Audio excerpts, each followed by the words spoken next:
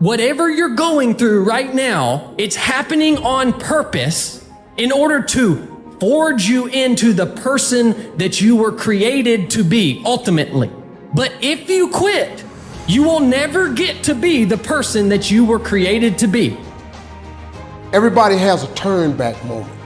You have a moment where you can go forward or you can give up. But the thing you have to keep in mind before you give up is that if you give up, the guarantee is it will never happen.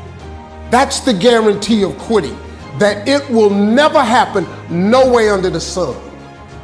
Every champion has felt it. Every president has felt it. Every king has felt it. Every lion has felt it. Every winner has felt it. Every soldier has felt it. Every victorious person has felt it. The urge to quit. 7 billion people need to change the conversation of what success looks like. It is not to make $1 billion.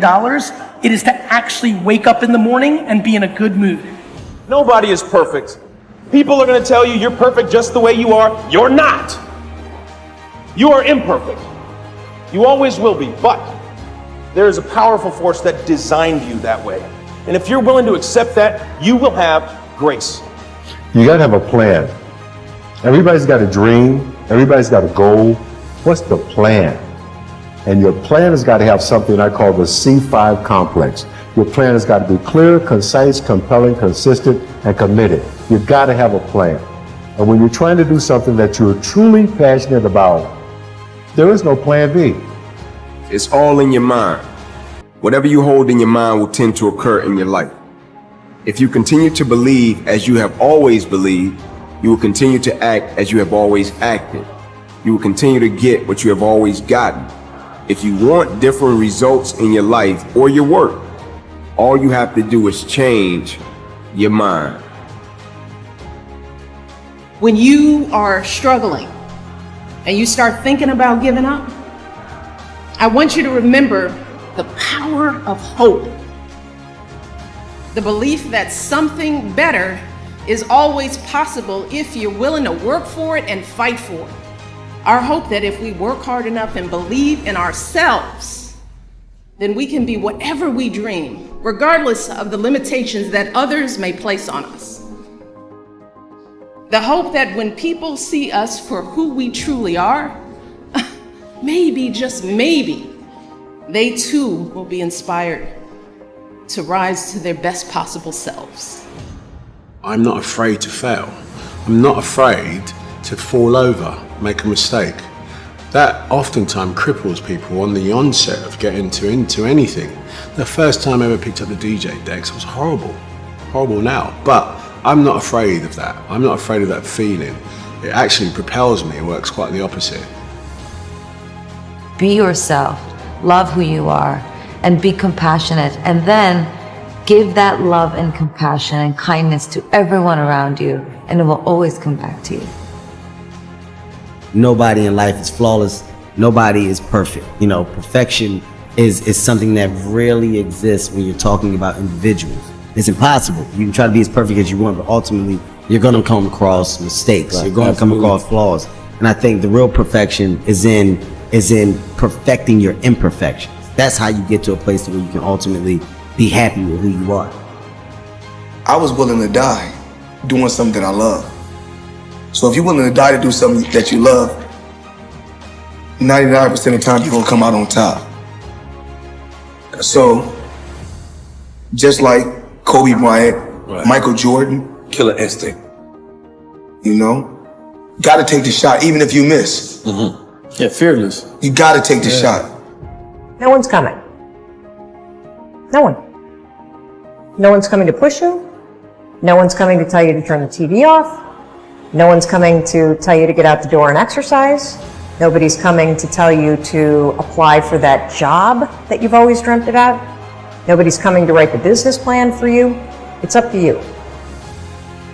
Don't react against a bad situation, merge with that situation instead, and the solution will arise from the challenge. Because surrendering yourself doesn't mean giving up, it means acting with responsibility. I think the hardest lesson a young person has to learn in their 20s is you are not the main character in everybody's story. Man, life's short. Go harder than you did last year. Whatever you thought you did, it wasn't enough. And enjoy it even more. Believe that. Go harder and find a way to enjoy it. That's when you master the game. If you let people's perception of you dictate your behavior, you will never grow as a person. But if you leave yourself open to experience, despite what others think, then you will learn and grow. You have to lose your fear of failure. Failure is a part of the process. People who never fail, never try. You have to fail. You got to get it wrong to get it right. No matter how much emotion and feeling you may have or how much hurt you may have, life has to go on. Life doesn't stop for anybody. So if you don't process that and understand that, you're stuck in whatever time period you got hurt forever.